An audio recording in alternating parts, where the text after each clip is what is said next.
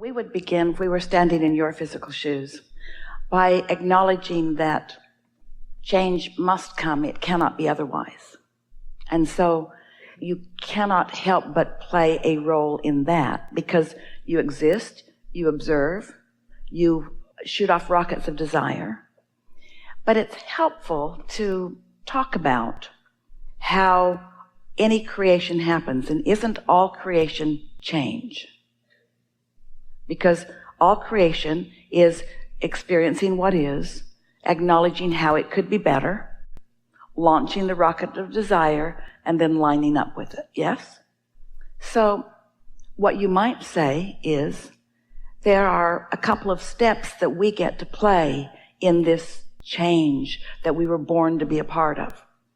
We can do the asking part, which we can't help but do that. We can be step one. Source is going to be step two. The vortex, the law of attraction, the cooperative components gathered. When you ask, it is given. Someone should write a book about that.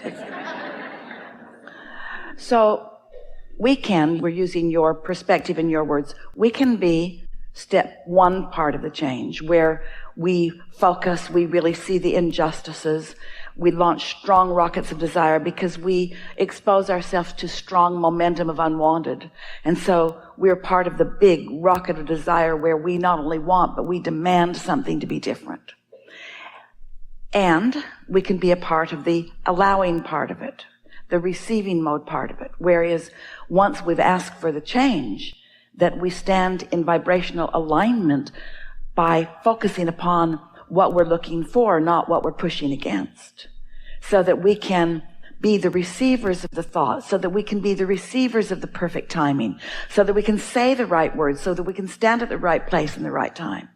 Because what so many young people, or not so young people, are translating this conversation to be is that we have to push hard against what we don't want. And of course, step one matters in the equation. But if you stay only in step one, then you deprive yourself of the connection, of the clarity, of the receiving, of the getting to stand as witness of the improvement. And that's why so much goes so slowly. The protests last too long, and people hold themselves in defiance of their own desires. But you must teach to the clarity of your example. And the thing that happens to so many people that want to lead movements is that they have discovered that the majority of the population of the planet, the majority of those people are in step one, pushing hard against step one. And so in order to get their attention, you have to do that too. And then you defeat your own platform because you can't be in step one and step three at the same time. Step one is the asking mode. Step three is the listening mode, the receiving mode. So our encouragement is that you dart in and out. Get in step one. Get yourself stirred up. Identify your cause, not your problem, your cause, your claim to improvement, what you prefer, and then focus on that and just pay attention. Find satisfying thoughts. We are never encouragers of avoiding step one. We just don't want you to make a life career out of step one. And most people, once they get in step one, that's where they want to stay. And the reason is this. We understand the reason. They have a valid reason. It just doesn't serve them very well. Is that the unwanted thing that happened, that step one moment, caused them to want a better world, to want a safer world, to want a happier world, a world that right now they don't believe is possible because they're all twirled up in what they're watching on television or the reality of what just happened. And so it feels to them that in order to justify all this new goodness that they're asking for, that they have to push really, really hard against the badness. But how it works is you teach by the clarity of your example. Some years ago, a family came to these gatherings when the gatherings were much smaller. In very early days that Esther was allowing people to know she had this weird gift. And two people married, husband and wife, both physicians, and they had a small airplane that they flew frequently to do humanitarian work in communities not too far from where they lived. And they had a young daughter, and they were flying back to their home in the desert and misunderstood which way the wind was blowing and approached the landing from the wrong direction, and their plane flipped over and caught fire. And no one was hurt. They got out of the plane, but the young girl was shaken by it. And what her statement to her mother was, we've been listening to Abraham and we believe we create our own reality. And how did we do this? Now she felt vulnerable and afraid, and her mother wanted to know what she might say. And we said, hardly anybody survives a plane crash, but you did. You came in from totally the wrong direction, flipped over, caught on fire, and all got out. We'd say, something's going well for you, wouldn't you? And so the important thing is to do whatever you can do to help your daughter maintain her connection with her source. Because when she's in connection with her source, she'll feel good. She'll feel safe. She will attract things that are. And the worst thing you can do is fan the flames of what makes her feel vulnerable. And so we get it. People don't want to hear that. They want you to face reality, and they want to take all kinds of action. But you're leading us to the most important thing that we will talk about here together today. You're really going to like it, how it ties together, and the tool that it will give you for clarity along the way and success in whatever it is you're teaching or living yourself.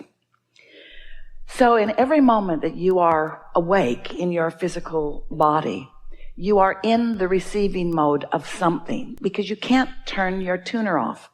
It's on, which means you are emitting a vibrational signal, which means you are receiving a vibrational signal, because whatever station you're on is what's coming back to you.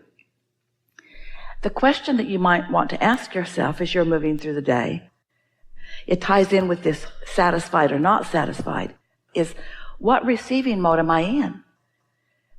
Am I in the receiving mode of source, who knows the whole picture of me? Or am I in the receiving mode of CNN, who has a different agenda today? What receiving mode am I in?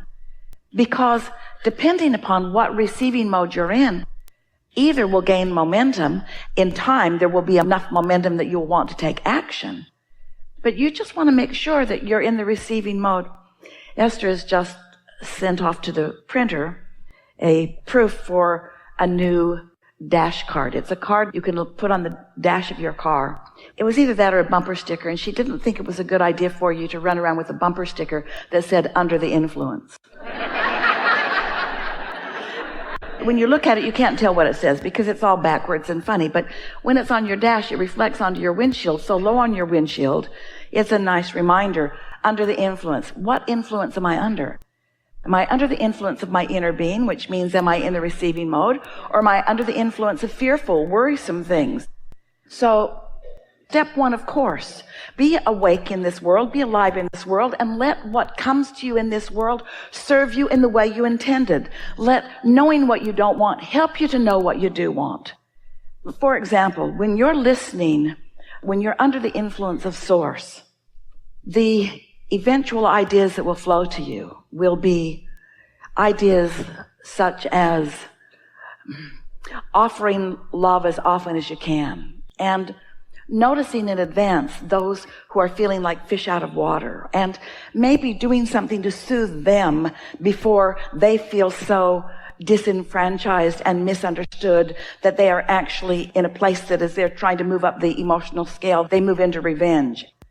You see what we're getting at? You might be one who rendezvous with someone who is on their way to that kind of an act, but instead they meet you bright and shiny and in love with life and not judging them the way others do, and seeing them through the eyes of source and maybe saying the perfect thing at the perfect time. In other words, when you're under the influence of source, you are part of the solution. When you are under the influence of something other than that, you're part of the problem. So you might just want to remind her that there's step one and there's step three, and which part does she want to predominantly be a part of? And of course, you're going to be part of step one. You can't see that without having that knee-jerk reaction and wanting things to be different.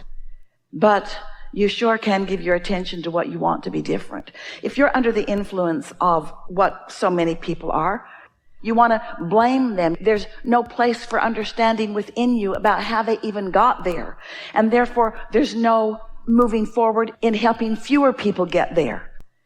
Law of attraction says you get what you think about, whether you want it or not. And whatever you're thinking about is becoming more and more and more and more and more. Do you want to be part of the problem, or do you want to be part of the solution? You know, we talk about this stuff so much. And audiences hear and have their individual responses to what they hear here. And we know that as we speak universal truths, as we speak of the laws of the universe as we know them to be, that to those who are hearing it, it could just be another set of words that are just another set of words. We know we can talk to you about your source. We can talk to you about connection. We can talk to you about alignment. We can talk to you about empowerment. We can talk to you about the receptive mode. But until you've actually lived some life and know you want something, and then actually deliberately quieted your mind and stopped the negative chatter and allowed your vibration to rise, and you know you did because of the way you feel in your body, and then received an impulse or a thought that felt satisfying, felt delicious to you, and so you followed it because we had this discussion. And then you witnessed the result of that. And then you know, because words don't teach. So you have to live it yourself. You have to be joyful in this world that could be scary. You have to feel secure in a world that could feel tentative. You have to demonstrate your own connection before you even have an opportunity at all to awaken it. This movement that is afoot, we applaud it because we think it's wonderful that they are saying we want something different than we've got. But to act like adults that are just now pushing against this isn't going to get them to where they want to be. They want to live in a safe world, but do you know where that safe world is? It's the satisfaction that you feel between wanting a safe world and having thoughts about one. That's where it is. And practicing that until your momentum is so strong that the universe cannot yield to you anything other than that. When you stood before Jesus, dripping your illness, he saw not your illness, he knew your wellness, and he knew it so unequivocally that while you were in his gaze, your illness could not abide in his vibration. And then he said, don't go home and talk about it. He said, go forth and tell no one.